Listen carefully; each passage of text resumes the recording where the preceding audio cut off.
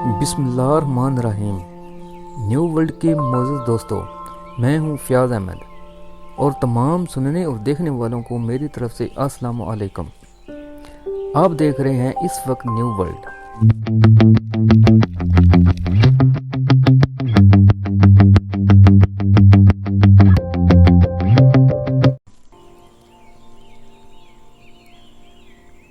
ہم نے چلنا نہیں، ہم نے دوڑنا سیکھا۔ وہ جو کہتے تھے نہیں ہو سکتا، ہم نے انہیں کر دکھایا۔ تو کیا ہے اپنے آپ کو پہچان، تو ہر جاندار سے افضل ہے، کیونکہ اللہ تعالیٰ نے تجھے اشرف المخلوقات بنایا ہے۔ اس کائنات میں اللہ تعالیٰ کا کوئی مقصد تھا تجھے بھیجنے کا، کیونکہ اللہ تعالیٰ نے تجھے اپنا نائب بنا کر بھیجا اس زمین پر، اس کائنات پر۔ تجھے صرف اپنے لیے سجدوں یا نمازوں کے لیے نہیں بھیجا، کیونکہ اللہ تعالیٰ نے سجدے یا عبادت کرانی ہوتی تو وہ فرشتوں کو اور بنا سکتا تھا۔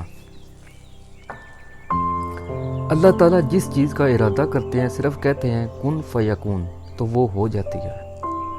کن فیکون کا مطلب ہے کہ کسی بھی چیز کو حکم دینا۔ یہ صرف اللہ تعالیٰ ہی کسی چیز کو حکم جب دیتے ہیں تو وہ ہو جاتی ہے۔ یہ آسمان، یہ زمین، یہ سورج، یہ چاند، ستارے، یہ پہاڑ، دریا، سمندر، درخت، یہ ہوائیں، یہ فضائیں، حتیٰ کہ یہ ساری کائنات تیرے لیے بنائی گئی ہے کہ تو ان کو دیکھ سکے اور اپنے رب کو پہچان سکے کہ تیرا رب کتنا بڑا ہے، اور یہ ساری کائنات تیرے لیے بنائی گئی ہے کہ تو اس کو تذکیر کر سکے۔ اور اب آتے ہیں اپنے موضوع کی طرف۔ اللہ کے خزانہ میں کوئی کمی نہیں ہے، اگر ہے تو مجھے بتا دے۔ اگر تم اللہ تعالیٰ کے خزانوں میں تم اپنی محنت اور سچی لگن سے کسی چیز کو حاصل کر لیتے ہو تو یقین جانو اللہ تعالیٰ تم سے بہت ہی خوش ہوگا، چاہے وہ کوئی بھی تھوڑا تمہارا مقصد ہو۔ مقصد نیک کام کا کرو، تمہاری اللہ تعالیٰ منزل آسان کر دیتا ہے۔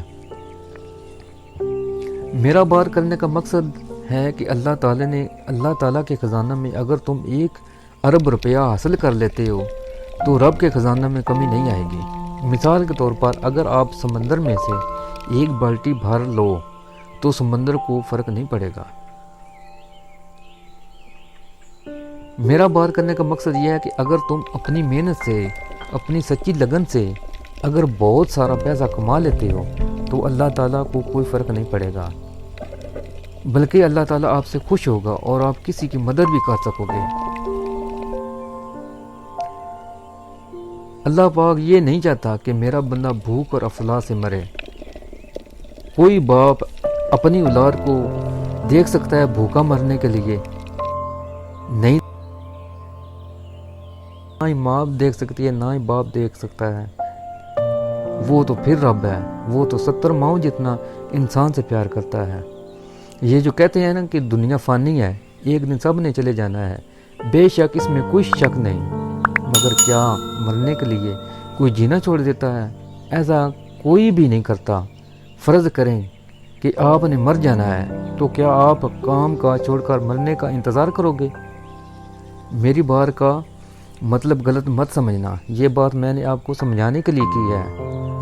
دراصل بات یہ ہے کہ یہ جو باتیں کرتے ہیں کہ اتنا کماؤ جتنا تم آگے جا کر آسانی سے حساب دے سکو۔ میں یہاں پر ایک بات کرنا چاہتا ہوں کہ مثال کے طور پر ایک کیلکولیٹر لیں، اس پر آپ لاکھوں کروڑوں کا حساب کر سکتے ہو۔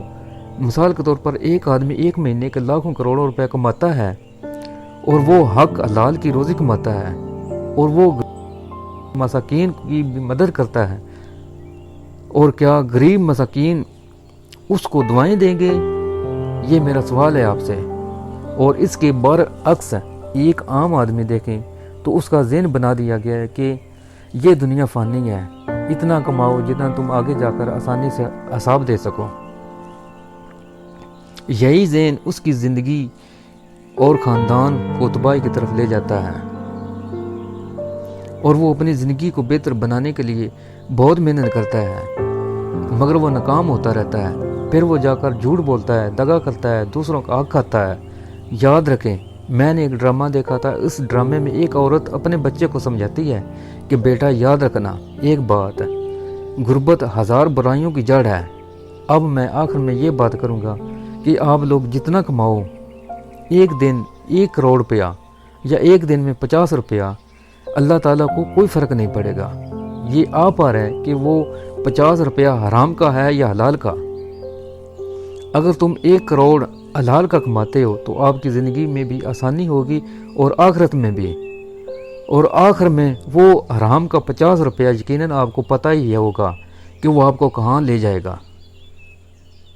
اگر ویڈیو اچھی لگے، اگر سوچ اچھی لگے، اس کے ساتھ اجازت دیجیے اگلی ویڈیو تک اپنے میزبان فیاض احمد کو اللہ نگہبان۔